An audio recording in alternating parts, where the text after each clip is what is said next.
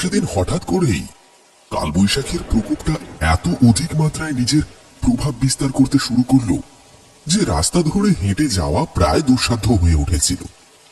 বিকাশ পল্লবকে উদ্দেশ্য করে বলল, আজকে নবীন খুড়োর সাথে সাক্ষাৎ করে একখানা দারুণ গল্প বলতে বলবো তাকে। আগের দিন ঠিকভাবে কথা বলার সুযোগ ঘটেনি, কিন্তু আজকে আর কোনো মতে ছেড়ে কথা বলবো না, কি বলিস? হ্যাঁ, সে আবার বলতে আমিও তাই ঠিক করেছি। আমিও আজকে এত ঝুঁকি মাথায় নিয়ে যাচ্ছি কি আর শুধু শুধু গল্প শুনবো বলেই তো। কিন্তু শুনেছিলাম উনি নাকি অসুস্থ। আগের দিন রতনদা বলছিল। আসলে বয়সও তো হয়েছে, কখন কি হয়ে যায় কেউ তো বলতে পারে না। একটা কথা সবসময় ভাবি জানিস, লোকটা চোখের সামনে এত ভূত দেখেছে, এত বিপদ এসে লোকটার হৃদয়কে বিদ্ধ করেছে, তবু দেখ লোকটার জীবনের কোনো মায়া নেই, কোনো পিছুটান নেই। লোকটা দিব্যি নিজের মতন থাকে। গল্পগুলো এমন ভাবে বলে যেন সেগুলো তার জীবনে ঘটেনি, অন্য কারুর জীবনে ঘটেছে। কি সাবলীল ভাবে বলে যান, অথচ প্রতিটি অক্ষরের মধ্যে এতটাই ভয় আর আতঙ্ক লুকিয়ে থাকে যে গায়ে কাঁটা দিয়ে ওঠে। শুনতে ভয় লাগে, অথচ দেখ ওই লোকটার বলতে একটুও ভয় নেই, গাত্রদাহও নেই কোনো। আমিও এই প্রশ্নগুলো সঠিক উত্তর দিতে পারবো না, তবে এটুকু বলতে পারি, এসব যদি সত্যি কারুর দ্বারা সম্ভব হয় তাহলে সেটা কেবলমাত্র আমাদের নবীন খুড়োর পক্ষেই সম্ভব। আমি তো কারুর বুড়ো হাড়ে এমন জোর দেখি না বাবা। যা বলেছিস। যাক, নে এবারে বাঁদিকের বাঁক ধরে সোজা এগিয়ে যাই, গেলেই তো আমাদের প্রিয় ঠেকে পৌঁছে যাব, কি বলিস? তারপরে দারুণ একটা গল্প শোনার পালা। আজকে একেবারে জমে যাবে, কি বলিস? বিকাশ ও পল্লব রতনদার চায়ের থেকে পৌঁছে গেল। সেদিন অবশ্য ওদেরকে 10টা মিনিট অপেক্ষা করতে হয়েছিল, কারণ নবীন খুড়ো আসতে বেশ অনেকটা সময় লাগিয়ে দিয়েছিলেন। তার শরীরটা সত্যি জ্বরে একেবারে ভেঙে পড়েছিল, কিন্তু এই শারীরিক অবস্থাতেও তার ভক্তদের মুখের দিকে তাকিয়ে তিনি দূরে সরে থাকতে পারলেন না। ঠিক সময়ের মধ্যেই ওই চায়ের ঠেকে এসে উপস্থিত হয়ে গেলেন। এরপরে রতনকে উদ্দেশ্য করে বললেন, হারু ডাক্তারের ওই বড়িগুলো বেশ ভালোই কাজ দিয়েছে রে রতন। সকালের দিকে হারুর কাছে গিয়েছিলাম, ওর ওই হোমিওপ্যাথি শাস্ত্রের উপর বিশ্বাস না থাকলেও এখন আর অবিশ্বাস করতে পারি না। সত্যি ওই ঔষধিগুলোর মধ্যে একটা ক্ষমতা তো রয়েছে। সকালে একবার পেটে পড়ার পরেই শরীর একেবারে চাঙ্গা হয়ে গেল। কে বলবে, ওর নামে কত কথাই শুনি, বলে নাকি ও ভালো চিকিৎসা করতে পারে না, কিন্তু কই রে, আমার তো এখন বেশ ভালো লাগছে। সকালের দিকে আমি পা ফেলে এগোতেই পারছিলাম না, সেখানে এখন তো অনেকটাই শরীর ভালো লাগছে। রতন বলল, আপনার শরীরে আলাদা বল আছে, বুঝেছেন? ওসব আমাদের শরীরে নেই।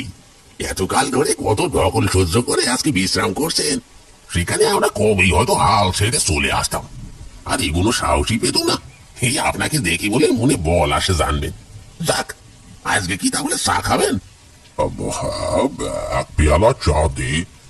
তবে সর্দি কাশির কারণে আজকে মেজাজটা একেবারে খাট্টা হয়ে রয়েছে।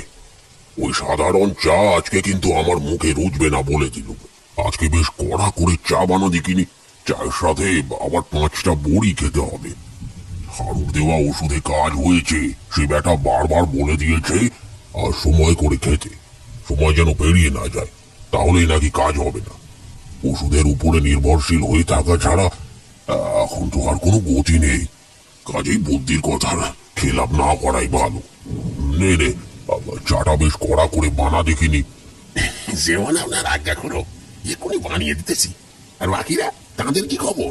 তারাও কি আজকে খুড়োকেই অনুসরণ করবেন, নাকি যেমন চা এতকাল বানিয়েছি সেরমই সেবন করবেন?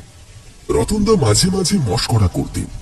তার কথা শুনে পল্লব হেসে জবাব দিল, না না, আজকে খুড়োর মতন করেই না হয় আমরাও চা সেবন করবো। রতনদা, আমাদের জন্য একটু কড়া করেই চা বানাও। দেখো খুড়ো, যখনই তোমার কাছে গল্প শুনতে আসি, আকাশে কালো মেঘের ঘন ঘটা লেগেই থাকে। কালো মেঘ কেমন সারিবদ্ধভাবে ছাউনি দিয়ে উঁকি দিতে দিতে দুম করে এক পশলা বৃষ্টি নামিয়ে দেয়, আর সাথে এই ঝোড়ো হাওয়ার দাপট। সত্যি বাবা, এই দোকানটা বড্ড ছোট, তারপরে আবার চারিদিকটা খোলা, পাশ দিয়ে নদী বয়ে যাওয়ায় নদীর হাওয়াটা সরাসরি এসে বুকে লাগে। এখানে বসে গল্প শোনা নয় তো, যেন শরীরটাকে আরো খারাপের দিকে নিয়ে যাওয়া, যে কারোরই শরীর খারাপ করবে। আচ্ছা বেশ বেশ, আমি না হয় ওই দিকটা একটু বাড়িয়ে দেবো, ছাউনির ব্যবস্থা করে দেবো। এদিকে জমিটা পুরোটাই কেনা ছিল আমার, কিন্তু ওই দিকটাই আর বাড়াইনি।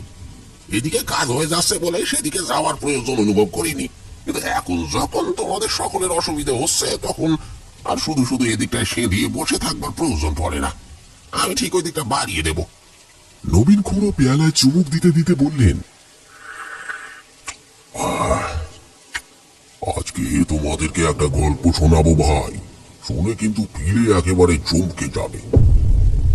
রাত 12টায় একটা ট্রেন আসতো, সেটির কথা কেবল শুনেছিলাম মাত্র, সেটির বিষয়ে কোনো ধারণা ছিল না। ট্রেনের ওই বিচিত্র অভিজ্ঞতার কথা শুনতে রাজি আছো কি তোমরা? নবীন খুঁড়োর মুখে এই কথাগুলি শুনে পল্লব সহ ওই গল্পের আসরে উপস্থিত সকলেরই পিলে চমকে গেল। তারা সমবেতভাবে হ্যাঁ বলে উঠলেন। এরপরে খুঁড়ো বললেন, বেশ, তাহলে শোনো সেই কাহিনী। এই কাহিনীটা বেশ অনেকক্ষণ আগে। তখন আমার বেলিয়াতলা নামক একটি প্রত্যন্ত স্টেশনে পোস্টিং হয়েছে। বেলিয়াতলা স্টেশনটি পুরুলিয়ার থেকে অনেকটাই দূরে, অনেকটাই ভিতরের দিকে ছিল। আমাকে বেশ খানিকটা পথ যেতে হতো, তা আবার কিসে করে জানো? গরুর গাড়িতে চড়ে। সেও ধরে নাও আজ থেকে প্রায় 30-35 বছর আগেকার কথা। তাহলে বুঝতেই পারছো তখনকার গ্রামের রাস্তাঘাট কেমন হতে পারে। ওই সময় রাতের বেলা ফেরার বিষয়টার কথা একবার কেবল ভেবে দেখো, দেখবে এখানেই বসে হরিবোল বলতে ইচ্ছে করবে। খুঁড়োর কথাটি শেষ হতে না হতে আকাশের মেঘটা সজোরে গর্জন করে উঠল। ঝিলিক দিল বাজের শব্দ। কড় কড় শব্দে বাজ পড়তে পল্লবের হাত থেকে চায়ের ভাঁড়টা মাটিতে পড়ে একেবারে ভেঙে চৌচির হয়ে গেল। মাটির ভাঁড়ের আর কতই বা ক্ষমতা থাকতে পারে। পল্লব বলে উঠল, এই যা, দেখলে ভাঁড়টা পড়ে কেমন ভেঙে গেল। কি হবে এখন? কি আবার হবে? গল্পের শুরুতেই তো শরীর টনটন করছে, জানি না এরপরে কি হবে। নবীন খুঁড়ো খুক খুক করে কাশতে কাশতে বলে উঠলেন, এত এত ভাবতে হবে না, তোমরা বড্ড বেশি ভেবে ফেলো। আসলে কিছুটা আমারই মতো, আমিও প্রিয়জনের থেকে বেশি ভাবতাম বলেই ওই সকল শক্তি আমাকে আকর্ষণ করত। ওদের উপস্থিতি আছে এটা প্রথমে অনুমান করতে না পারলেও পরবর্তীতে ঠিকই অনুমান করতে পেরেছিলাম। আর সত্যি ওদের অস্তিত্ব রয়েছে। পাড়া গাঁয়ে প্রবেশ করলে সেসব যেন আরো বেশি করে বোঝা যেত। ওদের ওই শক্তির সাথে পাল্লা দেওয়া আমাদের সাধারণ মানুষের কর্ম নয়। ওসব তো তান্ত্রিক সাধক এনাদের কাজ। কিন্তু সত্যি কথা বলতে কি, এত ঝুঁকি মাথায় নিয়ে ওদের সাথেই থাকতাম, কিন্তু কোনোদিনও ওরা আমার ক্ষতি করেনি। বেশিরভাগ বিদেহী আত্মাই কিন্তু প্রতিশোধ স্পৃহা নিয়ে যে যার মতন করে বিরহের চাদরে নিজেদেরকে মুড়ে তাদের মৃত্যু কাটাতো। কিন্তু আমি কে ছিলাম জানো? আমি ছিলাম তাদের বিরহ যন্ত্রণার অংশীদার, আর পাহারাদারও বলতে পারো।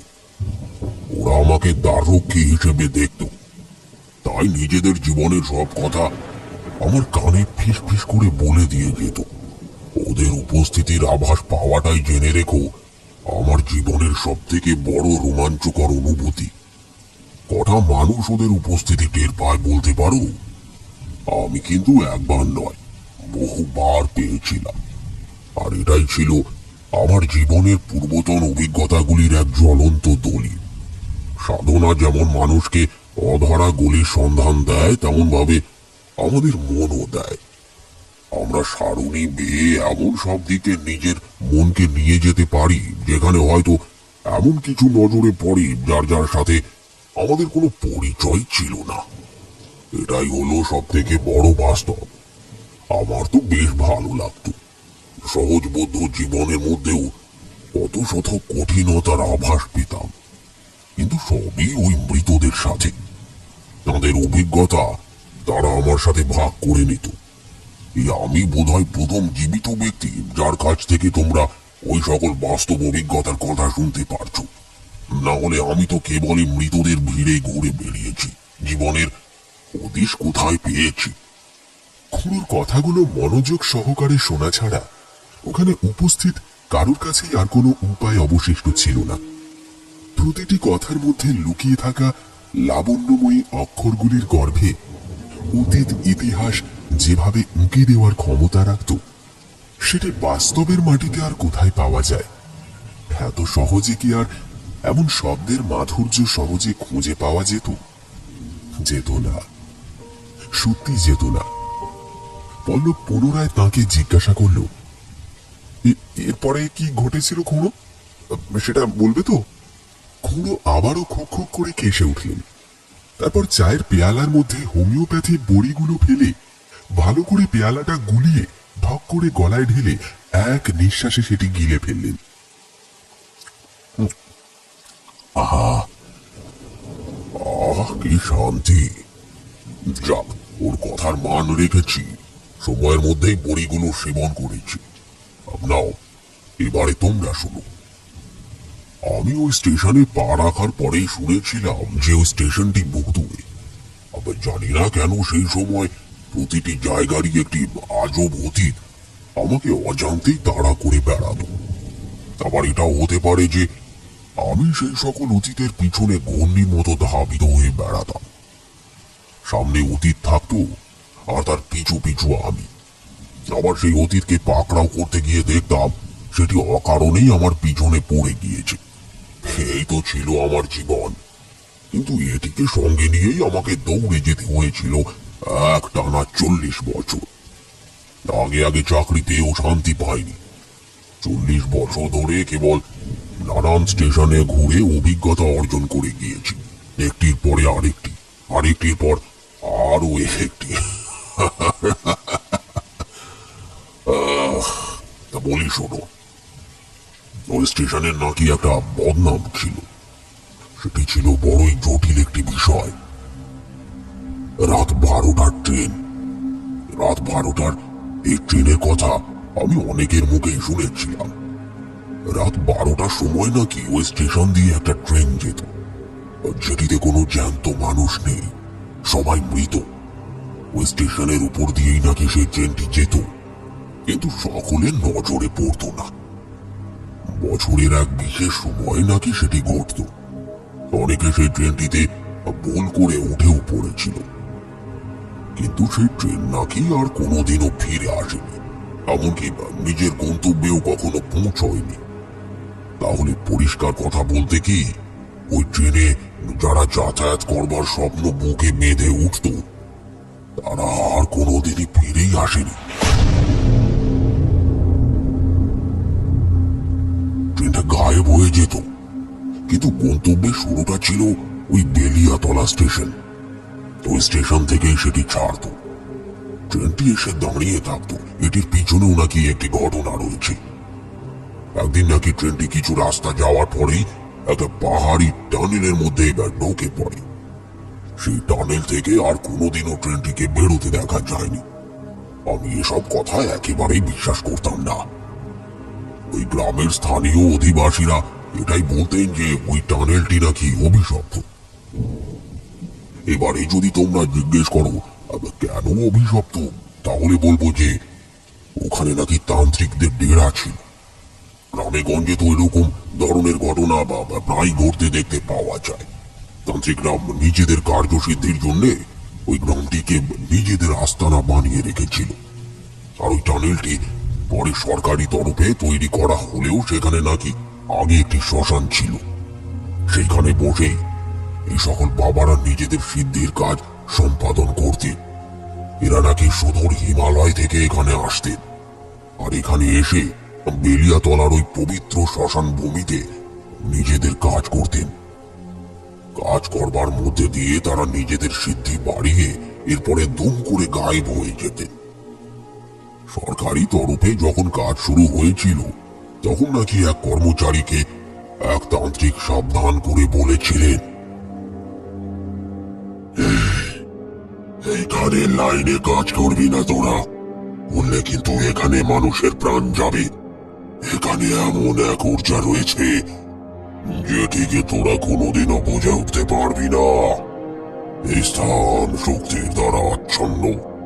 এখানে যদি তোরা এই শক্তিকে গর্ব করার চেষ্টা করিস, তাহলে পরবর্তীতে এই শক্তি প্রত্যেকের প্রাণ হরণ করবে। কেউ বাঁচতে পারবি না, কেউ না।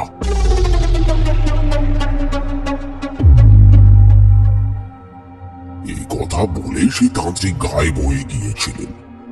এরপরে কেউ আর তার কোনো হদিশ খুঁজে পায়নি। কিন্তু রেলের কর্মীরা কেউ ওই তান্ত্রিকের কথায় কান দেয়নি। তারা ওই শ্মশানের উপরে ওই টানেলটি নির্মাণ করান। আর এরপরেই ঘটে ওই ট্রেন দুর্ঘটনা। প্যাসেঞ্জার ভর্তি ওই ট্রেনটা টানেলের মধ্যে গিয়ে কোথায় গায়েব হয়ে গিয়েছিল, আর সেটির অস্তিত্ব খুঁজে পাওয়া যায়নি। ওই লোকগুলি গায়েব হয়ে গিয়েছিলেন নাকি মারা গিয়েছিলেন কেউ জানে না। ওই দুর্ঘটনার দিনটিতে ট্রেনটিকে স্টেশনে একইভাবে দেখতে পাওয়া যেত, আর প্যাসেঞ্জারদেরকেও সেই ট্রেনে উঠতে দেখা যেত। সবটাই যদিও শোনা কথা, মানে বুঝতে পারছো তো বিষয়টা কেমন দাঁড়াতো। মৃতেরাও আবার মরতো, বারে বারে মরতো। অনেকটা একই ঘটনা বারে বারে পুনরাবৃত্ত হওয়ার মতো। এই পুনরাবৃত্তির বিষয়টি শুধুমাত্র এই কারণেই ঘটে যখন বিদেহী আত্মারা মুক্তি পায় না। একই মৃত্যু চক্রের মধ্যে যখন তাদেরকে ঘুরে যেতে হয়, এটিও ছিল সেই রকমই একটি বিষয়। এর থেকে মুক্তির কারণ নির্ধারণের অভিজ্ঞতা ওখানে উপস্থিত কেউই আয়ত্ত করতে পারেনি। এটাই ছিল সব থেকে বড় সমস্যা। আমি অবশ্যই এসবের থেকে একেবারেই দূরে অবস্থান করতাম। এই কারণেই বোধহয় আমারও অভিজ্ঞতাটা বাস্তবের মাটিতে দাঁড়িয়ে ঘটেছিল বলতে পারো। আমি নিজেই চাই না এরকম অভিজ্ঞতার পুনঃশিকার হতে। আরে খুড়ো, তার মানে তুমি কি ওই ট্রেনটিকে দেখতে পেয়েছিলে নাকি? খুড়োর চোখ দুটো জল জল করে উঠল।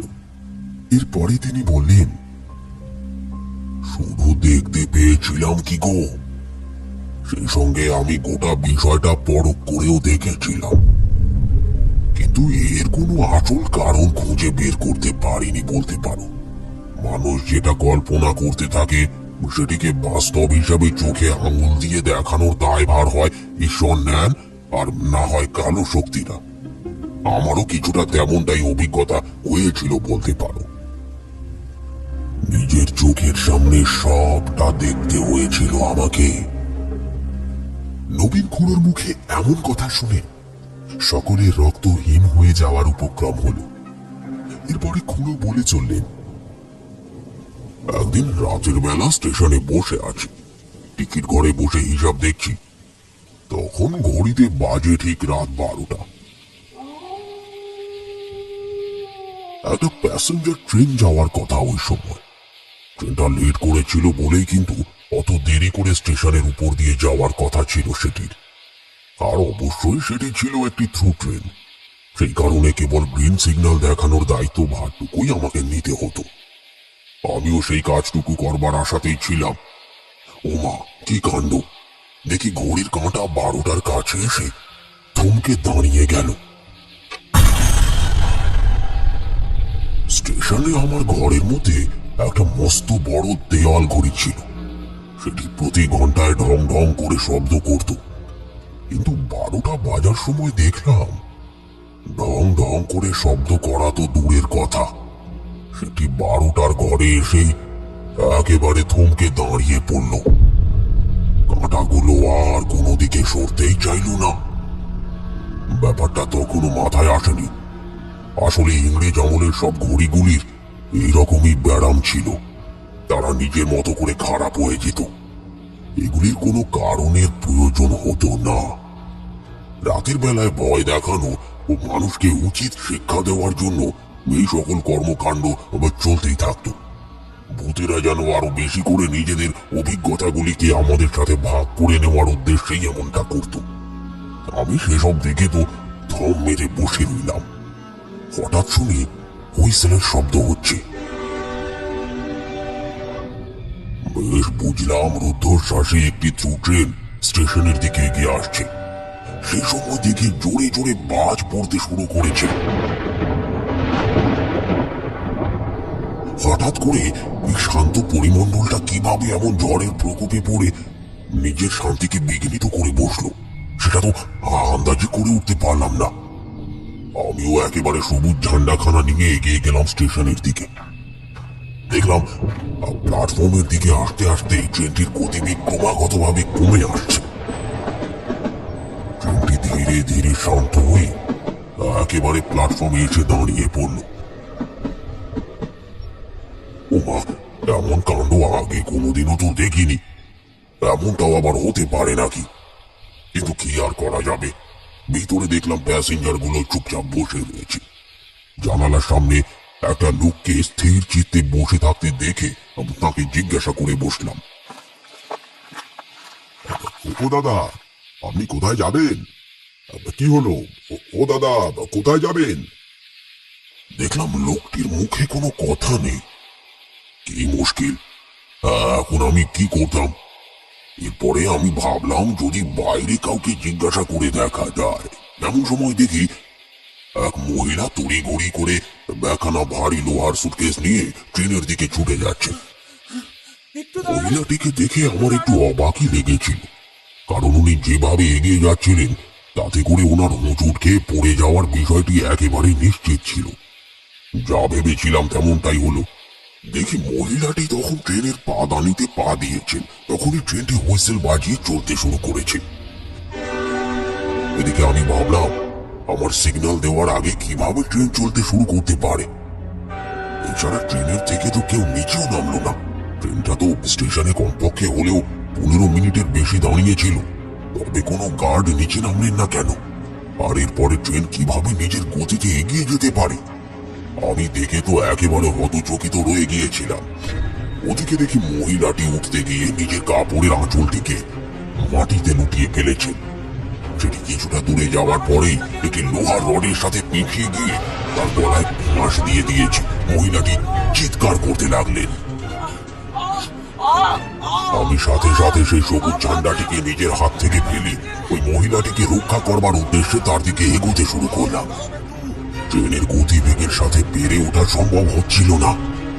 কোনোদিনও এর পূর্বে কোনো ট্রেনকে চলার সাথে সাথে এতটা দ্রুত গতিতে এগিয়ে যেতে দেখিনি আমি।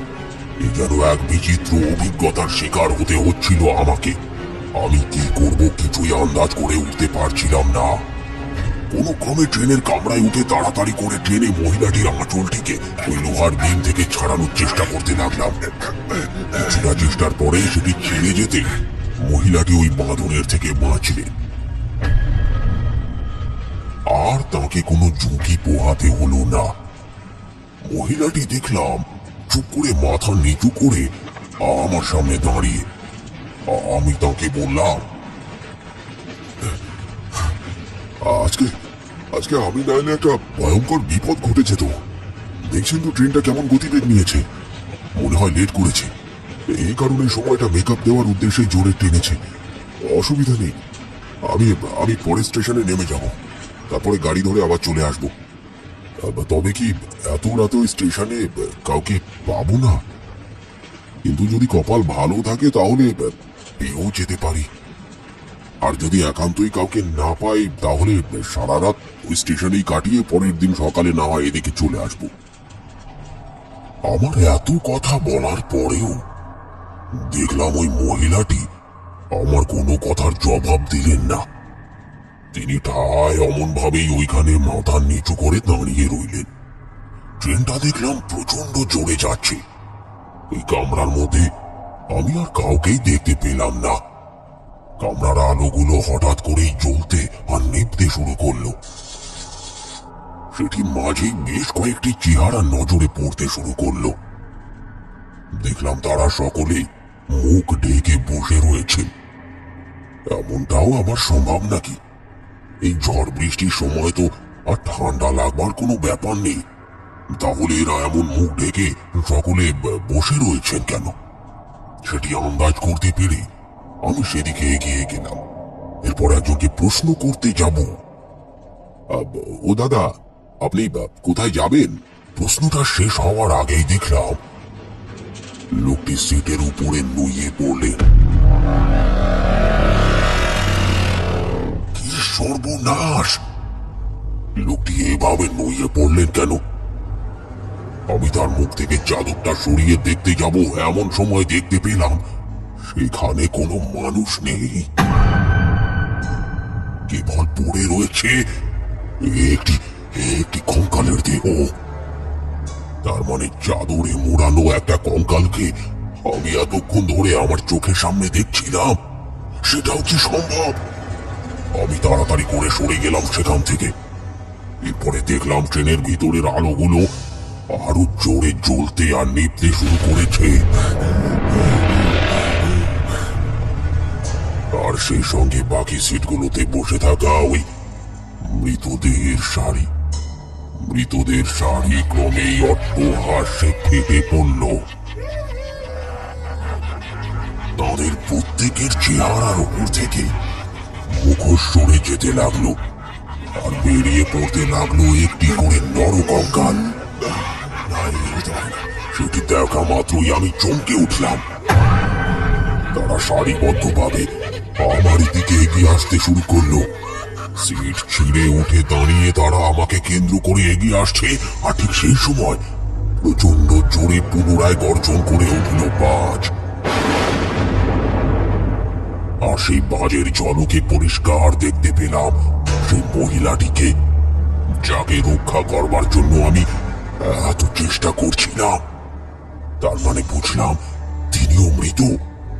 এটাও বুঝলাম এই তাহলে সেই ট্রেন যেটি বহুকাল পূর্বে নিজের গতিবিধি পরিবর্তন করে সকলকে নিয়ে এই টানেলের মধ্যে কোথাও গায়েব হয়ে গিয়েছিল। মৃতদের মধ্যে থেকে একটি লোক আমাকে উদ্দেশ্য করে বলল, কেউ বাঁচেনি, আর কেউ কোনোদিনও বাঁচবে না। সকলকে শেষ হয়ে যেতে হবে, এটাই ভূমিতব্য, এটাই হবে। আর তোকেও আজকে আমাদের সাথেই দিলে ফেলবে ওই টানেল। প্রতি বছর এই দিনেই আমরা বারবার মরি, কিন্তু আমাদের কোনো মুক্তি হয় না। এই মৃত্যুর কোনো মুক্তি নেই, কারণ ওই স্থান অভিশপ্ত। তাই ওই স্থানে গেলে আর কেউ ফিরে আসতে পারে না, কেউ না।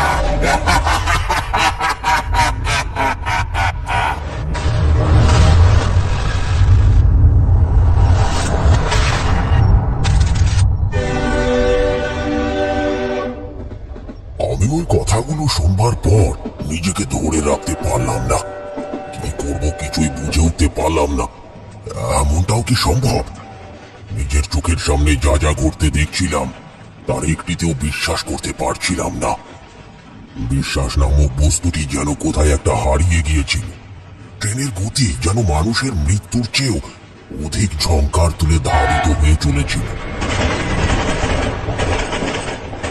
ট্রেনের দুর্নীতিতে আমি নিজেকে স্থিরভাবে দাঁড় করিয়েও রাখতে পারছিলাম না। ওই মৃতদের সারি স্থিরভাবে আমার দিকে চেয়ে রইল।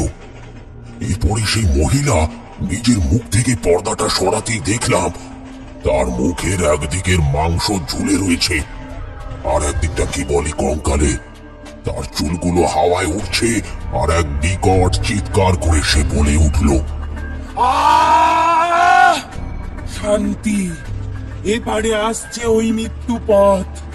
ওখানে যেতে আর কিছু সময়েরই অপেক্ষা, তারপরে সব কিছু শেষ হয়ে যাবে। আমাদের দলে আরো একজনকে পাবো আমরা, আর আমাদের কোনো আক্ষেপ নেই, আর আমাদের কোনো অভিশাপের ভয়ও নেই। একটি করে নতুন প্রাণ আমাদের দলে মিশলে তবেই তো আমরা একে একে মুক্তি লাভ করতে সক্ষম হব। এবারে তোর পালা।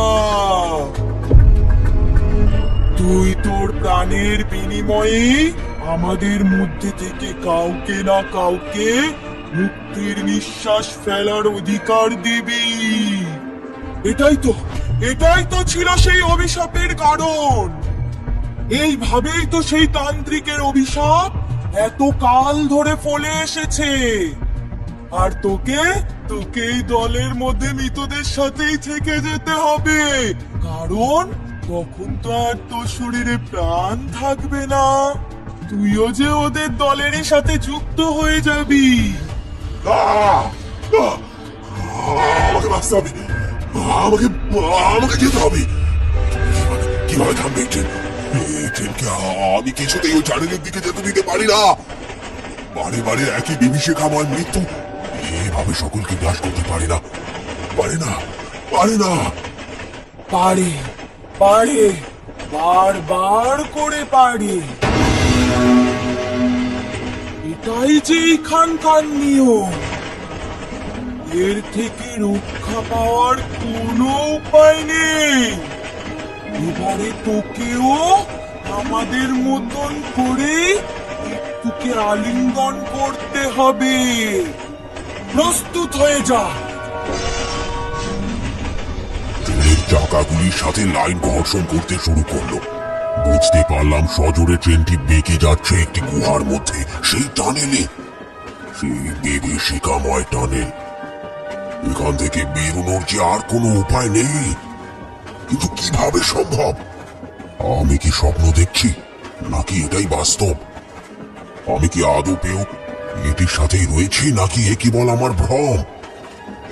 আমি কোনো কিছুই অনুভব করতে পারছিলাম না। আর ঠিক তখনই আমার চোখের সামনে থেকে আলোর শিখাগুলি সরে গেল। ট্রেনটি ঢুকে গেল ওই টানেলের মধ্যে। আর তারপরেই দেখলাম ট্রেনের ভিতরে নানান রকমের ধরি। বিকট সমস্ত ধরির চাদরে ঢাকা পড়ে গিয়েছিল সেই ট্রেনটি। পৈশাচিক ওই সকল ধরির শিকার হচ্ছিলাম আমি। সেগুলি অন্ধকারের বুক চিরে আমার দিকে এগিয়ে আসতে থাকলো একে একে। ধোয়ার মতন কিছু আবরণ যেন সজোরে এসে ধাক্কা দিতে থাকলো আমার হৃৎপিণ্ডকে। আমার শ্বাস বন্ধ হয়ে আসতে শুরু করলো। উঠে দাঁড়ানোর শক্তিটুকু সঞ্চয় করতে পারলাম না আমি। কিছু একটা ধরে যে সোজা হয়ে দাঁড়াবো সেটিও সম্ভব হলো না। আমি সাহস করে এগোতেও পারলাম না। ওইখানেই ঠায় দাঁড়িয়ে থাকলাম। ঘাম ঝরে ঝরে পড়তে শুরু করলো। সারা শরীরের পেশিগুলি যেন শক্তি প্রবাহিত করাটা একেবারে বন্ধ করে দিল। মনে হলো যেন একেবারে স্থির হয়ে যাচ্ছে হৃদস্পন্দন। আর তারপরেই এক মায়াবী আলো সজোরে আমার চোখ লক্ষ্য করে এগিয়ে এসে আমাকে নিজের অধীনে নিয়ে গেল।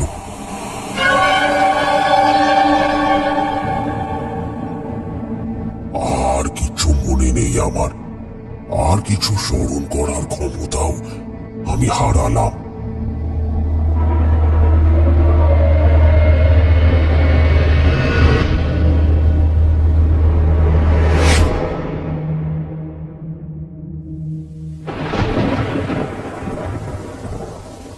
পল্লব আর বিকাশ সহ সকলেই স্থির হয়ে শুনছিল খুড়োর বলা সেই কাহিনী। এরপরে নীরবতা ভেদ করে রতন বুকে সাহস সঞ্চয় করে বলে উঠল, এরপরে কি হলো খুড়া? নবীন খুড়ো বললেন, যখন চোখ খুললাম দেখে স্টেশনে বসে রয়েছে, তবে এক অজানা স্টেশনে। সেটি বেলিয়াতলা স্টেশনের থেকে অনেকটাই দূরে অবস্থিত ছিল। লোকগুলি দেখলাম আমার মুখের দিকে হাঁ করে তাকিয়ে রয়েছেন। এরপর তাদের মধ্যে থেকে স্টেশন মাস্টারটি এগিয়ে এসে বললেন, আপনাকে জঙ্গলের ধারে লাইনের পাশে পড়ে থাকতে দেখলাম। ওইখানে যাওয়ার কথাই নয়, কোনো ট্রেন তো ওই পথে যায় না। ওই লাইন তো কবেই বন্ধ হয়ে গিয়েছে। ওই লাইন ধরে এখন ঘাস বনের সারি ছাড়া আর কিছুই বেড়ে উঠতে দেখতে পাওয়া যায় না। জঙ্গলের মধ্যে পরিত্যক্ত ওই লাইনের পাশে আপনাকে অচেতন অবস্থায় পড়ে থাকতে দেখে আমি আর আমার কিছু কর্মী সাথে করে নিয়ে এসেছিলাম। ভেবেছিলাম আপনি হয়তো আর জীবিত নেই, কিন্তু এরপরে দেখলাম আপনার শ্বাস চলছে। চোখে মুখে অনেকবার জল দেওয়ার পরেও আপনার জ্ঞান ফিরে আসছিল না, কিন্তু এখন দেখলাম নিজে থেকেই আপনি তাকালেন। তা এখন কেমন লাগছে আপনার? আমি ওই ভদ্রলোক সহ সকলকে আমার সাথে ঘটে যাওয়া ঘটনাগুলির কথা জানালাম। এরপরে তারা এমনটা শুনে তো সত্যি যে ওই অবশ্যম্ভাবী কল্পনা এখনো বাস্তবের মাটিতে আছড়ে পড়তে পারে, আর সেটি এতটা ভয়ানক ভাবে, তা আমার বলা বয়ান না শুনলে ওখানে উপস্থিত কেউই বিশ্বাস করতে পারতেন না। ওনাদের মধ্যে থেকেই একজন বলে উঠলেন, আপনি বেঁচে গিয়েছেন, মনে জোরে বেঁচে গিয়েছেন, অথবা সত্যি সত্যি আপনার উপরে হয়তো ঈশ্বরের কৃপা দৃষ্টি রয়েছে, না হলে অন্য কেউ আর বেঁচে ফিরে আসতে পারতো না। ওই প্রেতেদের মাঝেই প্রেত হয়েই থেকে যেত। আপনাকে ওরা সেই অতীতের জীবন্ত নিদর্শন দেখিয়েছে, কিন্তু ছেড়ে দিয়েছে প্রমাণ হিসাবে, যাতে আপনি আবারও সেই অতীতকে সত্য হিসেবে মেনে নিতে পারেন, আর সকলের মধ্যে আপনার অভিজ্ঞতার কথা জানিয়ে তাদের আত্মার শান্তি কামনা করতে পারেন। তবে এই অভিজ্ঞতা পূর্বে কারোর মুখে শুনিনি। আপনার আগে তো অনেকেই ওখানে স্টেশন মাস্টার হিসেবে এসেছেন, কিন্তু তাদের সাথে আলোচনা করে কোনোদিনও এমন কথা শুনিনি বাপু। আমরাও এই ট্রেনটির দুর্ঘটনার কথা জানি ঠিকই, তবে চাক্ষুষ দেখিনি বা দেখার সৌভাগ্য অর্জনের কামনাও করিনি বলতে পারেন। যাক, আপনি এখানে কিছুক্ষণ বিশ্রাম নিন, তবে এই বিষয়ে কারোর সাথে বেশি কথা বলবেন না, এতে আপনার চাকরির ক্ষতি হতে পারে। আর এই সকল বিদেহী আত্মাদের কথা না বলাই ভালো, কারণ এদের বিষয়ে যত বলবেন তত এদের শক্তি বৃদ্ধি পাবে। আমার ঠাকুমা তেমনটাই বলতেন, তাই সুস্থ বোধ করলে আমরা আপনাকে স্টেশন পর্যন্ত পৌঁছে দিয়ে আসবো। এরপরে আমি কি বা বলতাম। সত্যি সেদিন আমাকে যে এমন বিচিত্র অভিজ্ঞতার শিকার হতে হবে তা কল্পনাও করতে পারিনি। কিন্তু এরপরে আর কারোর সাথে এই বিষয়টি নিয়ে চর্চাও করিনি বলতে পারো। এই তোমাদের সাথে যা করলাম আর কি। তাই এরপরে আরো 3 মাস বেলিয়াতলাতেই ছিলাম, পরে গ্রামে ফিরে এসেছিলাম। যাকে আজকের আসর তবে এইটুকুই, বুঝলে। এর পরের দিন আবারও একটা নতুন কাহিনী তোমাদেরকে শোনাবো। আজকে দুগ্গা দুগ্গা বলে সব বাড়ির দিকে এগিয়ে যাও দেখি। সেদিন আর খুড়োর গল্পের শেষেও কারুর পা নড়ছিল না। গল্প শেষ হলেও তার রেশটা যেন তখনও একইভাবে জীবন্ত হয়েই থেকে গিয়েছিল। এরপরে পল্লব ও বিকাশ সহ সকলেই ধীরে ধীরে যে যার গন্তব্যের দিকে এগিয়ে